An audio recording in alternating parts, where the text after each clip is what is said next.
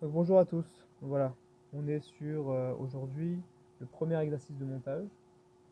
Ce premier exercice va nous permettre justement de nous familiariser avec la machine.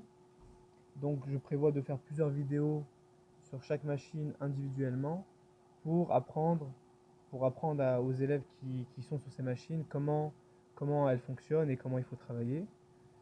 Mais pour l'instant, juste une petite introduction sur ce qu'on va faire aujourd'hui. Donc le premier montage, donc c'est un premier montage qui va nous servir d'exemple pour la suite. J'ai choisi quelque chose d'assez simple. On va partir sur une monture qui est cerclée métal, avec un cercle qu'on pourra dévisser ou revisser. On verra, on va apprendre ça tout à l'heure. Sur laquelle on va monter des vers toriques. Euh, Personnellement, je trouvais que les vers toriques étaient plus judicieux que des vers sphériques parce que bon, les vers sphériques, il n'y a pas beaucoup de choses à faire dessus, à part le centrer au centre optique, en tout cas le pointer au centre optique, il n'y a rien d'autre à faire. Alors que pour des vers toriques, on a un peu plus de travail, comme l'axage par exemple, qu'on va devoir travailler en classe. Donc voilà, je vous propose ce premier montage pour, euh, pour, le, pour le premier exercice qu'on fera en classe plus tard. Et j'enchaîne directement avec la première étape. La première étape, c'est très simple. Donc pour la première étape, on va ce qu'on appelle organiser notre péniche correctement. C'est-à-dire que on va faire en sorte que la péniche soit à tel point organisée pour éviter tout risque d'erreur de verre, d'échange de verre, verre droit à la place de verre gauche, etc. Et pour éviter de s'emmêler les pinceaux. Donc comment ça se passe? C'est très simple. Donc la péniche doit être le reflet de la machine. Ça doit reconstituer exactement ce qui se passe à l'écran de la machine. Et donc j'ai choisi, bien sûr, vous devez tous, bien évidemment, mettre la monture face à vous. D'accord? Avec bien sûr les verres inversés. Donc vous avez l'œil droit à gauche et l'œil gauche à droite. Et en rapport avec chaque œil du client, vous mettez votre verre en correspondance. Donc là, c'est le verre droit qui est à gauche, et là, c'est le verre gauche qui est à droite. Donc on a inversé justement pour s'adapter à ce qui se passera à l'écran de la machine. Toutes les machines sont fabriquées comme cela, c'est-à-dire que la face de la monture est face à nous, justement. Donc les yeux sont inversés. Et bien évidemment, pourquoi j'adopte cette disposition? Pour éviter de faire l'erreur classique de monter le verre droit à la place du verre gauche. Ok, donc je remets ça en place. Autre chose qu'il faudra mettre en place également, c'est le matériel à utiliser. C'est toujours comme ça. Pour un montage, il faut faire l'état des lieux, voir quel outil me sera utile, quelle pince, quel tournevis, quel, euh, quel quel outil en général me permettra de faire ce montage-là. Pourquoi? Parce que vaut mieux avoir les choses à portée de main que devoir aller droite à gauche chercher ce qu'on a besoin. Donc pour le montage qu'on va faire aujourd'hui, donc c'est une monture qui est cerclée métal, bien évidemment. Donc il va falloir chercher le bon tournevis. Donc là, vous avez deux possibilités, hein, soit le tournevis cruciforme, soit le tournevis plat. Donc là, en voyant le pas de vis, bon, vous verrez en réalité, hein, à la vidéo, ça va être trop petit. Donc c'est un tournevis plat qu'il me faut. Et ça peut être un détail, hein, mais il faudrait prendre un tournevis qui est un peu plus grand que la tête de vis, pour pouvoir justement éviter de tout glissade, etc., pour que le tournevis tienne bien dans la tête de vis. Voilà. Donc on choisira ça, etc. Donc on le pose à côté de nous. Il nous faudra également un petit feutre indélébile et ça sera bon.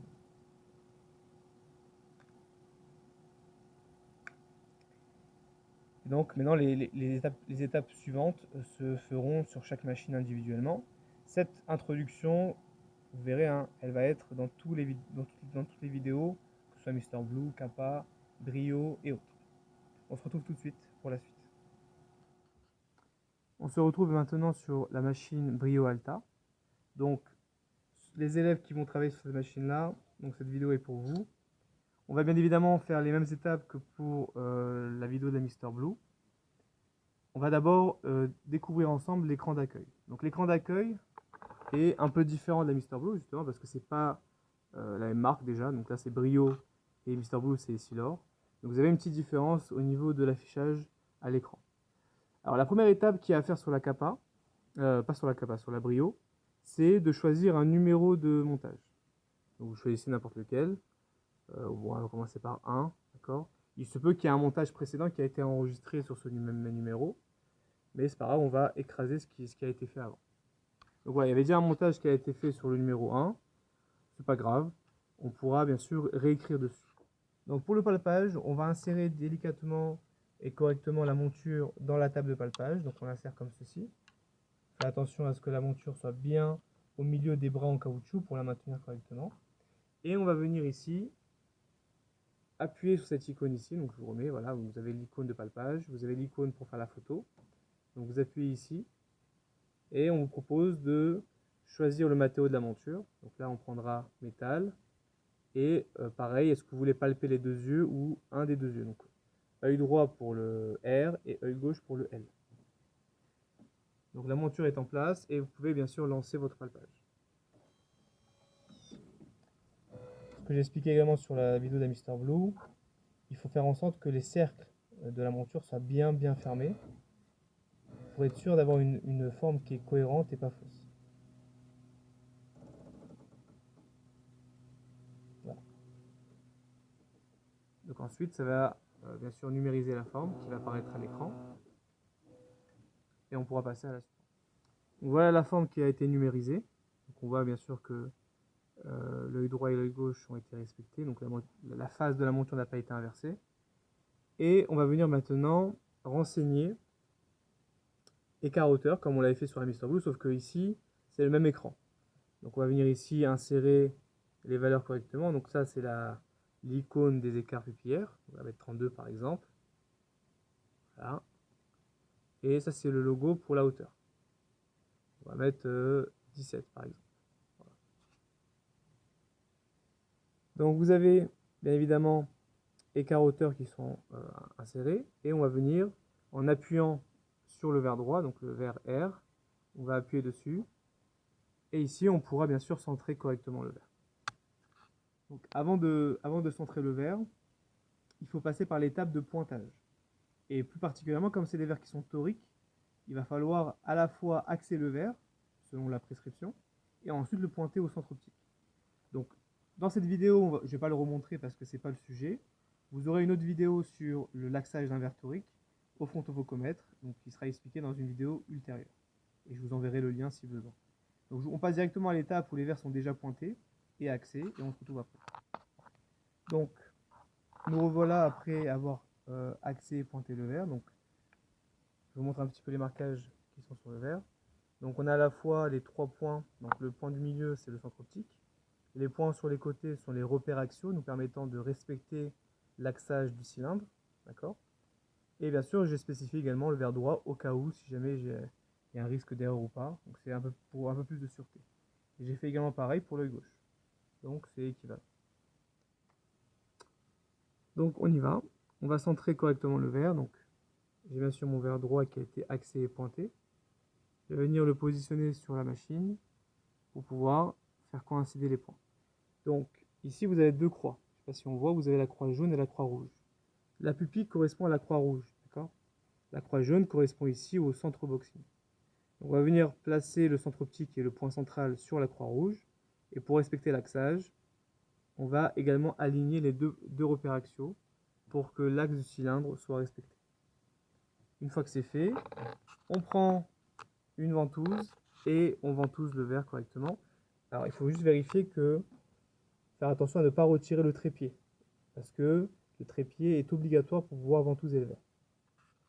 Comme sur les autres machines, vous avez différentes tailles de ventouses. Donc vous avez la ventouse de la Brio qui ressemble à ceci. Vous avez un gros aimant sur le devant ici, qui va venir justement être attiré par un aimant qui est ici. Donc ça va se coller. Et vous avez bien sûr une autre taille de ventouse qui est un peu plus grande. Encore une fois, tout est question de taille du calibre. Donc pour les grands calibres, on peut mettre ce qu'on veut en fait. Soit grande ventouse, soit petite ventouse. Par contre, pour les petits calibres avec une petite coque B, eh ben, il sera conseillé d'utiliser la petite ventouse que j'ai dans les mains. Donc on va venir ensuite la placer correctement.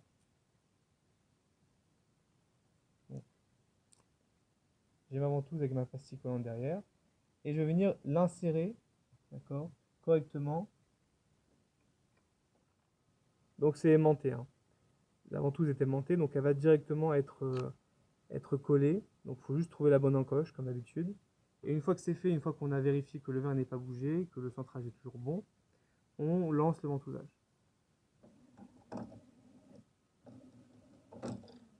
Voilà. Donc bien évidemment, ensuite, on fait exactement la même chose avec l'œil gauche, donc en renseignant avec carotteur. On appuie dessus, on place le verre et on ventouse. Une fois que les deux verres sont ventousés, on va venir maintenant utiliser la meuleuse automatique pour pouvoir tailler le verre à la forme.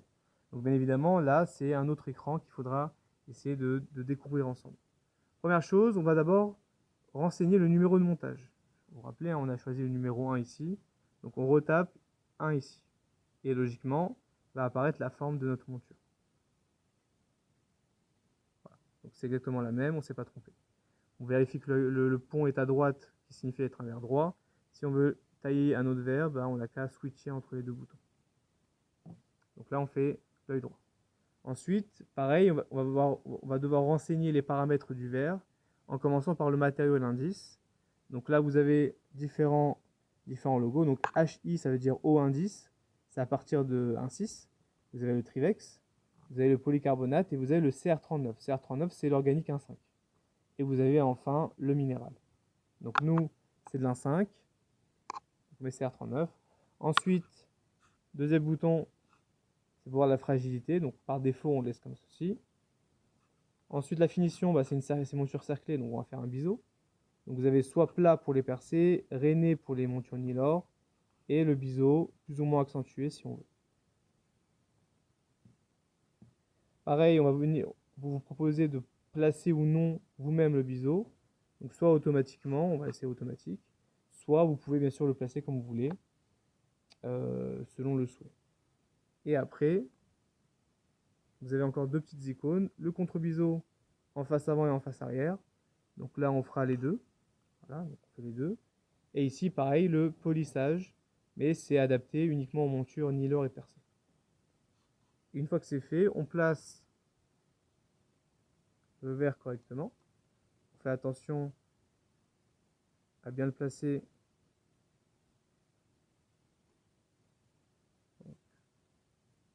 Faire en sorte que le verre ne tombe pas. Une fois que le verre est placé correctement, on va venir ici serrer. Et une fois que c'est fait, on lance le montage. Et après, pour terminer, je vous expliquerai comment on retaille le verre si jamais il est trop grand. Pour la machine Brio, si on veut retailler le verre parce qu'il est un peu trop grand, on va venir retirer un peu de côte à l'aide de ce petit icône-là. Donc on va écrire ici moins 0,10. Donc en général, on retire au début 0,10 mm et on va de 0,10 en 0,10 pour pouvoir bien sûr retailler le verre progressivement pour éviter que le verre soit trop petit au final. Une fois que j'ai rentré la côte à retirer, je mets OK.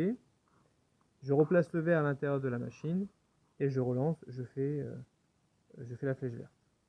Donc bien sûr, je suis resté bien évidemment sur le verre droit. Voilà.